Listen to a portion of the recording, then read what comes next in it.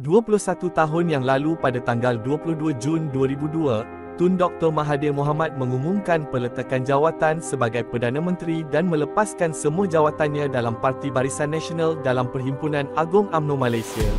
Pengumuman itu telah mengejutkan rakyat Malaysia yang sedang menonton di kaca televisyen dan juga perwakilan UMNO yang berada di Dewan Pusat Dagangan Dunia PWTC pada ketika itu.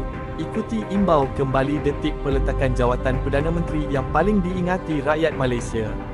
Peletakan jawatan Tun Mahathir dilahirkan pada 20 Disember 1925 di Lorong Kilang Ais seberang Perak, Alor Star Kedah. Tun Mahathir telah diangkat menjadi Presiden Parti UMNO pada tahun 1981 setelah beliau menang tanpa bertanding jawatan Presiden UMNO ketika berusia 55 tahun. Beliau yang sebelum ini bergelar Timbalan Presiden UMNO telah diangkat menjadi Perdana Menteri pada pertengahan 1981 setelah Tun Hussein On mengumumkan persaraannya dan menamakan Datuk Seri Dr. Mahathir Mohamad sebagai penggantinya.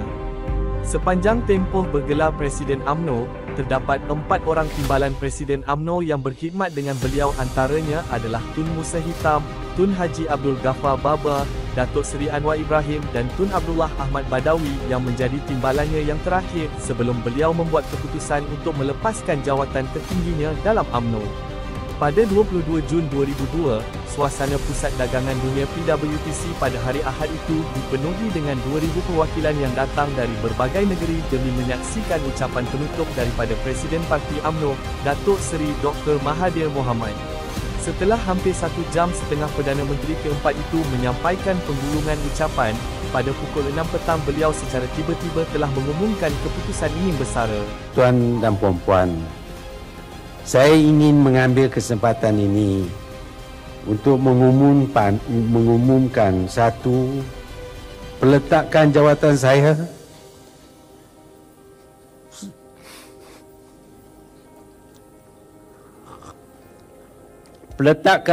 saya sebagai Presiden UMNO dan semua jawatan-jawatan yang dipegang oleh saya dapat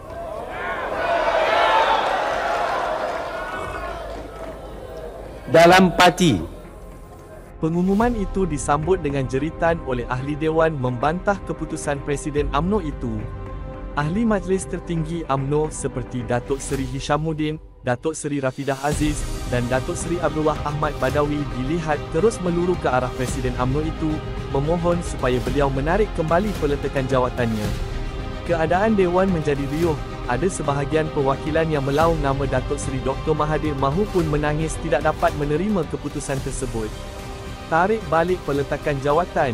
Walau bagaimanapun, beliau telah menarik balik keputusan peletakan jawatannya selepas 1 jam dipujuk Timbalan Presiden UMNO, Datuk Seri Abdullah Ahmad Badawi.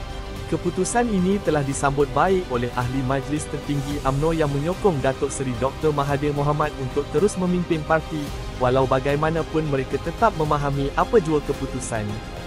17 bulan selepas peristiwa tersebut, Datuk Seri Dr. Mahathir Mohamad telah melepaskan jawatan sebagai Presiden UMNO berkuat kuasa Oktober 2003 dan telah menamakan Datuk Seri Abdullah Ahmad Badawi sebagai penggantinya.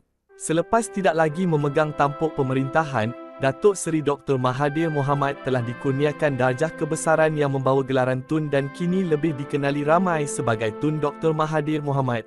Tun Dr. Mahathir Mohamad mula mengangkat sumpah sebagai Perdana Menteri Malaysia pada tanggal 16 Julai 1981 di usia 56 tahun.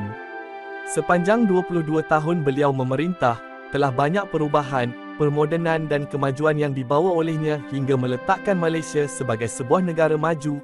Jasanya terhadap negara akan selamanya dihargai dan dikenang.